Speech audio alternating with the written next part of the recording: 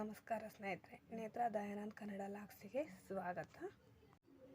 ಇವತ್ತು ಶಿವರಾತ್ರಿ ಹಬ್ಬ ಅಲ್ವಾ, ಹಾಗಾಗಿ ಶಿವರಾತ್ರಿ ಹಬ್ಬದ ದಿವಸ ಶಿವನ ರಂಗೋಲಿ ಬಿಡಿಸಿದ್ರೆ ಮನೆ ಮುಂದೆ ಚೆನ್ನಾಗಿ ಕಾಣುತ್ತೆ ಅಂತ ಹೇಳ್ಬಿಟ್ಟು ನಾನು ಇವತ್ತು ಶಿವನ ರಂಗೋಲಿನ ಬಿಡಿಸಿದ್ದೀನಿ.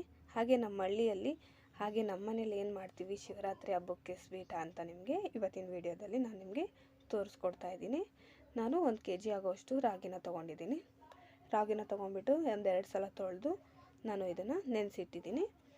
ನಾವು ರಾಗಿನ ಒಂದು 6 ಅವರ್ ನೆನೆಸಿಡಬೇಕಾಗುತ್ತೆ. ಹಾಗೆ ನಾನು ರಾಗಿ ಮತ್ತು ನೀರನ್ನು ಹಾಕ್ಕೊಂಬಿಟ್ಟು ಸಣ್ಣದಾಗಿ ರುಬ್ಬಿ ಇಟ್ಕೊಂಡಿದ್ದೀನಿ. ನೋಡಿ, ಈ ರೀತಿಯಾಗಿ ನಾನು ರುಬ್ಬಿಟ್ಕೊಂಡಿದ್ದೀನಿ. ಹಾಗೆ ನಾನು ತೊಗೊಂಡಿದ್ನಲ್ಲ 1 kg ಆಗೋಷ್ಟು ರಾಗಿನ, ಅದನ್ನು ಇದೇ ರೀತಿಯಾಗಿ ನಾನು ನೀರು ಹಾಕ್ಕೊಂಬಿಟ್ಟು ರಾಗಿ ಹಾಕ್ಕೊಂಬಿಟ್ಟು ಸಣ್ಣದಾಗಿ ರುಬ್ಬಿ ಇಟ್ಕೊಂಡಿದ್ದೀನಿ. ನೋಡಿ, ಈ ರೀತಿಯಾಗಿ ನಾನು ಪೂರ್ತಿಯಾಗಿ ರುಬ್ಕೊಂಡಿದ್ದೀನಿ. ಅದಾದ ನಂತರ ನಾವು ಇದನ್ನು ಯಾವ ರೀತಿ ಮಾಡಬೇಕು ಅಂದರೆ, ಬೆಳಗ್ಗೆನೇ ರಾಗಿನ ನೆನೆಹಾಕ್ಬಿಟ್ರೆ ಸಂಜೆ ಅಷ್ಟೊತ್ತಿಗೆ ನಾವು ಮಾಡ್ಕೊಂಬಿಡ್ಬೋದು, ಬೆಳಗ್ಗೆ ತಿಂಡಿಗಾಗುತ್ತೆ. ಇಲ್ಲ ಅಂದರೆ ನಾವು ನೈಟ್ ಮಾಡ್ಕೊಳ್ತೀವಿ ಅನ್ನೋದಾದರೆ ರಾತ್ರಿನೇ ನೆನೆಹಾಕ್ಬಿಟ್ಟು ಬೆಳಗ್ಗೆನೇ ರುಬ್ಬಿಟ್ಕೋಬೇಕು. ಆವಾಗ ನಾವು ಸಂಜೆ ಅಷ್ಟೊತ್ತಿಗೆ ಇದನ್ನು ಮಾಡ್ಕೋಬೋದು. ಇಲ್ಲ ತಿಂಡಿ ಟೈಮಿಗೆ ಇದು ನಾವು ಚೆನ್ನಾಗಿರುತ್ತೆ ಅಂತ ಹೇಳ್ಬಿಟ್ಟು ಇದನ್ನು ನಾನು ಬೆಳಗ್ಗೆನೇ ನೆನೆಹಾಕಿ ಸಂಜೆ ಅಷ್ಟೊತ್ತಿಗೆ ರುಬ್ಬಿ ಮಾಡ್ಕೊಳ್ತಾ ಇದ್ದೀನಿ. 6 ಅವರ್ ನೆನೆದ್ರೆ ಸಾಕಾಗುತ್ತೆ. ಹಾಗೆ ನಾನು ಇದಕ್ಕೆ 1 kg ಆಗೋಷ್ಟು ರಾಗಿ ತೊಗೊಂಡಿದ್ನಲ್ಲ, ಹಾಗೆ 1 kg ಆಗೋಷ್ಟು ಬೆಲ್ಲನೂ ತೊಗೊಂಡಿದ್ದೀನಿ. ಒಂದು 8-9 ಏಲಕ್ಕಿ ತೊಗೊಂಡಿದ್ದೀನಿ, ಸಣ್ಣದಾಗಿ ಪುಡಿ ಮಾಡಿ ಇಟ್ಕೊಂಡಿದ್ದೀನಿ. ಈಗ ನಾವು ಇದನ್ನು ಒಂದು ಮಿಕ್ಸಿ ಜಾರಿಗೆ 2 ಏಲಕ್ಕಿ ಹಾಗೆ ಬೆಲ್ಲನ ಹಾಕ್ಕೊಂಬಿಟ್ಟು ಅದಕ್ಕೆ ಸ್ವಲ್ಪ ನೀರನ್ನ ಹಾಕಿ ಸಣ್ಣದಾಗಿ ರುಬ್ಕೋಬೇಕು. ನೋಡಿ, ಈ ರೀತಿಯಾಗಿ ನಾನು ರುಬ್ಬಿಟ್ಕೊಂಡಿದ್ದೀನಿ. ರುಬ್ಬಿರೋ ಅಂಥ ಬೆಲ್ಲ ಮತ್ತು ಏಲಕ್ಕಿನ ಒಂದು ಸಪ್ರೇಟ್ ಪಾತ್ರೆಗೆ ಹಾಕ್ಕೊಳ್ತಾ ಇದ್ದೀನಿ. ನೋಡಿ, ಈ ರೀತಿಯಾಗಿ ನಾನು ಸಪ್ರೇಟ್ ಪಾತ್ರೆಯಲ್ಲಿ ಹಾಕಿಟ್ಕೊಂಡಿದ್ದೀನಿ. ನಾವು ಈಗ ರುಬ್ಬಿಟ್ಕೊಂಡಿದ್ವಲ್ಲ ರಾಗಿನ, ಅದನ್ನು ನಾವು ಹಿಟ್ಟು ಸಾಣಿಸ್ತೀವಲ್ಲ ಸಾಣೆಯಲ್ಲಿ ಸಾಣಿಸ್ಕೋಬೇಕಾಗುತ್ತೆ. ಹಿಟ್ಟು ಸಾಣೆಯಲ್ಲಿ ನಾವು ಇದನ್ನು ಸೋಸ್ಕೋಬೇಕಾಗುತ್ತೆ. ಈ ರೀತಿಯಾಗಿ ನಾವು ಸಾಣಿಸ್ಕೊಂಡ್ರೆ ಅದು ಸಣ್ಣದಾಗಿರುತ್ತಲ್ಲ, ಆ ಸಾಣೆಯಲ್ಲಿ ನಾವು ಸೋಸ್ಕೋಬೇಕು. ಯಾಕಂದರೆ ಅದರಲ್ಲಿ ರಾಗಿ ಇಳಿಬಾರ್ದು, ಬರೀ ಹಾಲಷ್ಟೇ ಬರಬೇಕು. ಹಾಗಾಗಿ ನಾವು ಇದನ್ನು ಈ ರೀತಿ ಹಿಟ್ಟಿನ ಸಣ್ಣೆಲಾದರೆ ಜಾಸ್ತಿ ಇಳಿಯುತ್ತೆ ಅನ್ನೋ ಕಾರಣಕ್ಕೆ ಚೆನ್ನಾಗಿ ಸೋಸ್ಕೊಳುತ್ತೆ ಅಂತ ಈ ರೀತಿಯಾಗಿ ನಾವು ಸೋಸ್ಕೊಳ್ತಾ ಇದ್ದೀವಿ. ಹಾಗೆ ಮೇಲೆ ಬರುತ್ತಲ್ಲ ಆ ರಾಗಿನ ಹಿಂಡ್ಕೊಂಬಿಟ್ಟು ಒಂದು ಸಪ್ರೇಟ್ ಪ್ಲೇಟಿಗೆ ಹಾಕಿಟ್ಕೋಬೇಕು. ನೋಡಿ, ಆ ಥರ ಹಿಂಡ್ಕೊಂಡು ಒಂದು ಸಪ್ರೇಟ್ ಪ್ಲೇಟಿಗೆ ಹಾಕ್ಕೊಳ್ತಾ ಇದ್ದೀವಿ. ಇದೇ ರೀತಿ ನಾನು 2-3 ಸಲ ನೀರನ್ನ ಹಾಕ್ಕೊಂಬಿಟ್ಟು ಇಟ್ಕೊಂಡಿದ್ವಲ್ಲ ರಾಗಿನ, ಅದ್ರ ಜೊತೆ ನೀರು ಹಾಕ್ಕೊಂಬಿಟ್ಟು ಮತ್ತೆ ನಾವು ಅದೇ ಸಾಣೆಯಲ್ಲಿ ಹಾಲನ್ನ ತಗೊಳ್ತಾ ಇದ್ದೀನಿ. ಇದೇ ರೀತಿ ನಾನು 3 ಸಲ ತಗೊಂಡಿದ್ದೀನಿ. ಪೂರ್ತಿಯಾಗಿ ಆ ರಾಗಿಯಲ್ಲಿ ಹಾಲು ಬರೋವರೆಗೂ ನಾವು ತಗೋಬೇಕಾಗುತ್ತೆ. ಅದೇ ರೀತಿ ನಾನು ಪೂರ್ತಿಯಾಗಿ ಹಾಲು ಬರೋವರೆಗೂ ತಗೊಂಡಿದ್ದೀನಿ. ನೋಡಿ, ಈ ರೀತಿಯಾಗಿ ಪೂರ್ತಿ ಅದರಲ್ಲಿ ಸ್ವಲ್ಪನೂ ಹಾಲಿನ ಅಂಶ ಇರಬಾರ್ದು. ಅದಾಗೋ ತನಕ ನಾನು ಪೂರ್ತಿಯಾಗಿ ತೆಗೆದಿಟ್ಕೊಂಡೆ. ಅದಾದ ನಂತರ ನಾನು ಬೆಲ್ಲನ ಪುಡಿ ಮಾಡಿ ಪಾತ್ರೆಲಿ ಹಾಕಿಟ್ಕೊಂಡಿದ್ನಲ್ಲ, ಅದನ್ನು ಕೂಡ ಅದೇ ಹಿಟ್ಟಿನ ಸಾಣೆಯಲ್ಲಿ ಬೆಲ್ಲನ ಸೋಸ್ಕೊಳ್ತಾ ಇದ್ದೀನಿ. ನಾನು ಹಾಲನ್ನ ತೆಗೆದಿಟ್ಕೊಂಡಲ್ಲ, ಡೈರೆಕ್ಟಾಗಿ ಅದೇ ಪಾತ್ರೆ ಒಳಗೆ ನಾನು ಪುಡಿ ಮಾಡಿ ಇಟ್ಕೊಂಡಿರೋ ಅಂಥ ಬೆಲ್ಲದ ನೀರನ್ನ ಸೋಸ್ಕೊಂಡೆ. ನೋಡಿ, ನಾವು ತೆಗೆದಿಟ್ಕೊಂಡಲ್ಲ ರಾಗಿ, ಇಷ್ಟು ವೇಸ್ಟ್ ಬಂದಿದೆ.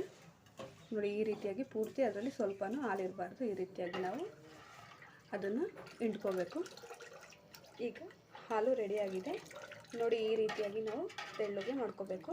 ನೋಡಿ, ಚೌಟಲ್ಲಿ ಗೂರಾಡಿದ್ರು ಸಹ ಅದರಲ್ಲಿ ಉಳ್ಕೊಳೋದಿಲ್ಲ, ಈ ರೀತಿಯಾಗಿರಬೇಕು. ಹಾಗೆ ಸ್ವಲ್ಪ ಕೊಬ್ಬರಿನ ತುರಿದಿಟ್ಕೊಂಡಿದ್ದೀನಿ. ಹಾಗೆ ಸ್ವಲ್ಪ ಗಸಗಸೆನ ಹುರಿದಿಟ್ಕೊಂಡಿದ್ದೀನಿ. ಮೊದಲಿಗೆ ನಾನು ಈಗ ಗ್ಯಾಸ್ ಹಚ್ಬಿಟ್ಟು ಈಗ ರೆಡಿ ಮಾಡಿಟ್ಕೊಂಡಿರೋ ಅಂಥ ಹಾಲನ್ನ ಗ್ಯಾಸ್ ಮೇಲೆ ಇಡ್ತಾ ಇದ್ದೀನಿ. ಈಗ ಇದನ್ನು ನಾವು ಗೂರಾಡ್ಕೋಬೇಕು.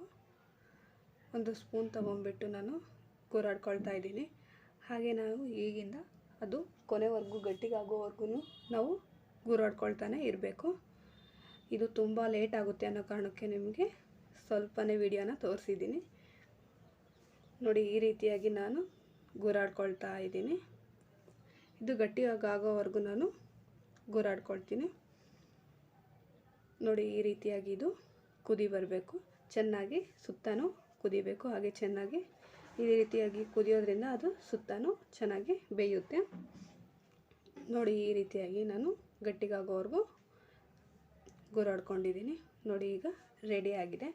ನಾವು ಇದನ್ನು ಸಣ್ಣ ಉರಿಯಲ್ಲೇ ಗಟ್ಟಿಗಾಗುವಾಗ ಸಣ್ಣ ಉರಿಯಲ್ಲೇ ನಾವು ಮಾಡಿಕೊಂಡು ಬೇಯಿಸ್ಕೋಬೇಕು. ಈಗ ನಾನು ಒಂದು ಪ್ಲೇಟಿಗೆ ಎಣ್ಣೆ ಅಥವಾ ತುಪ್ಪ, ನಾನು ಇಲ್ಲಿ ತುಪ್ಪ ಹಾಕ್ಕೊಂಡಿದ್ದೀನಿ. ನಿಮ್ಮ ಹತ್ರ ಏನಿರುತ್ತೋ ಅದನ್ನು ನೀವು ಹಾಕ್ಕೋಬೋದು. ತುಪ್ಪನ 2 ಪ್ಲೇಟಿಗೂ ನಾನು ಸವರಿಡ್ಕೊಳ್ತಾ ಇದ್ದೀನಿ. ಈಗ ರೆಡಿ ಮಾಡಿ ಇಟ್ಕೊಂಡಿದ್ನಲ್ಲ ಅದನ್ನು ತುಪ್ಪ ಹಚ್ಚಿರೋ ಅಂಥ ಪ್ಲೇಟಿಗೆ ನಾನು ಹಾಕ್ಕೊಳ್ತಾ ಇದ್ದೀನಿ.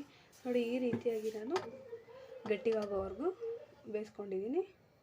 ನೋಡಿ ಈಗ ನಾನು ಪ್ಲೇಟಿಗೆ ನಿಧಾನವಾಗಿ ಹಾಕ್ಕೊಳ್ತಾ ಇದ್ದೀನಿ. ಈಗ ನಾವು ಒಂದು ದೊಡ್ಡ ತಟ್ಟೆ ತೊಗೊಂಡಿದ್ನಲ್ಲ ಅದ್ರ ತುಂಬಾ ಪೂರ್ತಿಯಾಗಿ ಹಾಕ್ಕೊಳ್ತಾ ಇದ್ದೀನಿ. ಪೂರ್ತಿಯಾಗಿ ಹಾಕ್ಕೊಂಡ್ಬಿಟ್ಟು ಅದನ್ನ ನಾನು ಒಂದು ಚೌಟನ್ನ ತೊಗೊಂಡ್ಬಿಟ್ಟು ಈ ರೀತಿಯಾಗಿ ನಾನು ಮಾಡ್ಕೊಳ್ತಾ ಇದ್ದೀನಿ. ಅದೇ ರೀತಿ ಇನ್ನೊಂದು ಪ್ಲೇಟಿಗೂ ನಾನು ಇದೇ ರೀತಿ ಮಾಡ್ಕೊಳ್ತಾ ಇದ್ದೀನಿ. ಹಾಗೆ ಸ್ವಲ್ಪ ಗಸಗಸೆನ ಹುರಿದಿಟ್ಕೊಂಡಿದ್ನಲ್ಲ ಅದನ್ನು ಮೇಲೆ ಸ್ವಲ್ಪನೇ ಉದುರಿಸ್ಕೊಳ್ತಾ ಇದ್ದೀನಿ. ಹಾಗೆ ಇದನ್ನು ನಮ್ಮ ಕಡೆ ನಾವು ಇಲ್ಲಿ ರಾಗಿ ಕಿಲ್ಸ ಅಂತಲೇ ಹೇಳ್ಬಿಟ್ಟು ಕರಿತೀವಿ. ಹಾಗೆ ನಿಮ್ಮ ಕಡೆ ಏನಂತ ಹೇಳ್ತೀರಾ ಅಂತ ಹೇಳ್ಬಿಟ್ಟು ಕಮೆಂಟ್ ಮಾಡಿ. ಇದನ್ನು ಹಾಲುಬಾಯಿ ಅಂತಲೂ ಕೂಡ ಕರೀತಾರೆ. ನೀವು ಹಾಲುಬಾಯಿ ಅಂತ ಹೇಳ್ತೀರಾ ಹಾಗೆ ಅಥವಾ ರಾಗಿ ಕಿಲ್ಸ ಅಂತ ಹೇಳ್ತೀರಾ ಅನ್ನೋದನ್ನು ನೀವು ನನಗೆ ಕಮೆಂಟ್ ಮುಖಾಂತರ ತಿಳಿಸ್ಬೋದು. ಹಾಗೆ ಇದು ನಮಗೆ ಆರೋಗ್ಯಕ್ಕೂ ಕೂಡ ತುಂಬಾ ಒಳ್ಳೆಯದು. ದೇಹಕ್ಕೆ ತಂಪು, ರಾಗಿ ಅಂದ್ರೇ ತಂಪಲ್ವಾ, ಹಾಗಾಗಿ ನಾವು ಇದು ರಾಗಿಯಿಂದ ಮಾಡಿರೋ ಅಂಥ ಕಿಲ್ಸ, ಹಾಗಾಗಿ ನಮಗೆ ದೇಹಕ್ಕೆ ತುಂಬಾ ಒಳ್ಳೆಯದು. ಈಗ ನಾನು ಗಸಗಸೆ ಹಾಕ್ಕೊಂಡಿದ್ನಲ್ಲ ಅದ್ರ ಮೇಲೆ ಸ್ವಲ್ಪ ಕೊಬ್ಬರಿ ತೊರೆನ ಉದುರಿಸ್ಕೊಳ್ತಾ ಇದ್ದೀನಿ. ನೋಡಿ 2 ಪ್ಲೇಟಿಗೂ ಇದೇ ರೀತಿ ನಾನು ಸ್ವಲ್ಪ ಹಾಕ್ಕೊಂಡಿದ್ದೀನಿ. ಈ ಸ್ವೀಟ್ ಬಂದು 7ರಿಂದ 8 ಗಂಟೆ ಇದು ತಣ್ಣಗಾಗಬೇಕು. ಹಾಗಾಗಿ ನಾನು ಇದನ್ನು ನೈಟೇ ಮಾಡಿಟ್ಕೊಂಡಿದ್ದೀನಿ. ಬೆಳಗ್ಗೆ ತಿಂಡಿ ಜೊತೆ ಚೆನ್ನಾಗಿರುತ್ತೆ, ಅಷ್ಟೊತ್ತಿಗೆ ಇದು ತಣ್ಣಗಾಗಿರುತ್ತೆ, ಚೆನ್ನಾಗಿರುತ್ತೆ ಅನ್ನೋ ಕಾರಣಕ್ಕೆ ನಾನು ಇದನ್ನ ನೈಟೇ ಮಾಡಿಟ್ಕೊಂಡಿದ್ದೀನಿ. ಒಂದು ಸ್ವಲ್ಪ ಕಡಲೆಕಾಳನ್ನ ತೊಗೊಂಡಿದ್ದೀನಿ.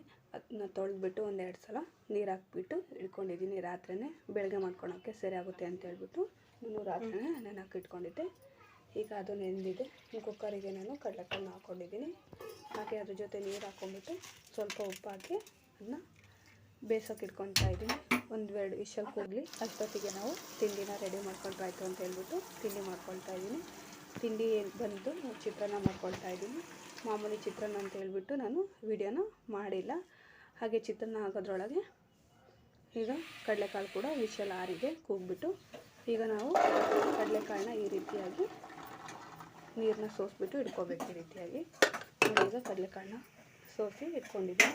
ಅಷ್ಟರೊಳಗೆ ಈಗ ನಾನು ಒಂದು ಬಾಣಲಿಗೆ ಎಣ್ಣೆ ಹಾಗೆ ಸಾಸಿವೆ ಕಾಳು ಹಾಕ್ಬಿಟ್ಟು ಅದ್ರ ಜೊತೆ ಸ್ವಲ್ಪ ಈರುಳ್ಳಿ, ಟೊಮೊಟೊ ಒಂದು ಹಾಗೆ 2 ಮೆಣಸಿನ್ಕಾಯಿ ಹಾಕ್ಬಿಟ್ಟು ರೋಸ್ಟ್ ಮಾಡಿಟ್ಕೊಂಡಿದ್ದೆ. ಆನಂತರ ಇದಕ್ಕೆ ನಾನು ಬೇಯಿಸಿಟ್ಕೊಂಡಿರೋ ಅಂಥ ಕಡಲೆಕಾಳನ್ನ ಹಾಕಿ ಹಾಗೆ ಸ್ವಲ್ಪ ಕೊತ್ತಂಬರಿ ಸೊಪ್ಪನ್ನ ಹಾಕಿ ಮಿಕ್ಸ್ ಮಾಡ್ಕೊಳ್ತಾ ಇದ್ದೀನಿ. ಇದು ಮಿಕ್ಸು ಚೆನ್ನಾಗಿ ಮಾಡ್ಕೊಂಡ ನಂತರ ಸ್ವಲ್ಪ ಕಾಯಿನ ನಾನು ಹಾಕ್ಕೊಳ್ತಾ ಇದ್ದೀನಿ. ನಮ್ಮ ಕಡೆ ಇದನ್ನು ನಾವು ಕಡಲೆಕಾಳು ಉಸ್ಲಿ ಅಂತ ಹೇಳ್ಬಿಟ್ಟು ಕರಿತೀವಿ.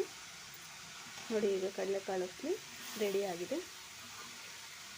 ನಾವು ಶಿವರಾತ್ರಿಗೆ ಕಡಲೆಕಾಳು ಉಸ್ಲಿ ಹಾಗೆ ರಾಗಿ ಕಿಲ್ಸ ಮತ್ತು ಏನಾದರೂ ತಿಂಡಿ ಮಾಡ್ಕೊಳ್ತೀವಿ. ನಾನು ಇಲ್ಲಿ ಇವತ್ತು ಚಿತ್ರಾನ್ನ ಮಾಡ್ಕೊಂಡಿದ್ದೀನಿ. ಹಾಗೆ ನೋಡಿ ಈಗ ಸ್ವೀಟು ಪೂರ್ತಿಯಾಗಿ ತಣ್ಣಗಾಗಿದೆ. ಈ ರೀತಿಯಾಗಿ ನಾವು ಕಟ್ ಮಾಡ್ಕೋಬೇಕು. ಒಂದು ಚಾಕು ತೊಗೊಂಡ್ಬಿಟ್ಟು ಈ ರೀತಿಯಾಗಿ ನಾವು ಕಟ್ ಮಾಡಿಕೊಂಡು ಒಂದೊಂದೇ ಪೀಸ್ನ ಈ ರೀತಿಯಾಗಿ ತೆಗಿಬೇಕು. ನೋಡಿ ಎಷ್ಟು ಚೆನ್ನಾಗಿ ಬಂದಿದೆಯಲ್ವಾ. ಟೇಸ್ಟು ಕೂಡ ತುಂಬ ಚೆನ್ನಾಗಿರುತ್ತೆ. ಇದು ನಮಗೆ ಆರೋಗ್ಯಕ್ಕೂ ಕೂಡ ತುಂಬ ಒಳ್ಳೆಯದು. ಇದನ್ನು ನಮಗೆ ತಿನ್ನೋದ್ರಿಂದ ದೇಹ ಕೂಡ ತಂಪಾಗಿರುತ್ತೆ. ನೋಡಿದ್ರಲ್ಲ ಫ್ರೆಂಡ್ಸ್, ಇವತ್ತಿನ ವಿಡಿಯೋ ಹೇಗಿತ್ತು ಅಂತ ಹೇಳ್ಬಿಟ್ಟು ನನಗೆ ಕಮೆಂಟ್ ಮಾಡಿ. ಈ ವಿಡಿಯೋ ಇಷ್ಟ ಆಗಿದ್ದರೆ ಪ್ಲೀಸ್ ಲೈಕ್ ಮಾಡಿ, ಹಾಗೆ ಶೇರ್ ಮಾಡಿ. ಸಬ್ಸ್ಕ್ರೈಬ್ ಮಾಡಿಲ್ಲ ಅನ್ನೋರು ಕೂಡ ಸಬ್ಸ್ಕ್ರೈಬ್ ಮಾಡಿ. ಅಲ್ಲೇ ಪಕ್ಕದಲ್ಲಿರೋಂಥ ಬೆಲ್ ಬಟನ್ನ ಕ್ಲಿಕ್ ಮಾಡಿ. ಎಲ್ಲರಿಗೂ ಕೂಡ ಧನ್ಯವಾದಗಳು.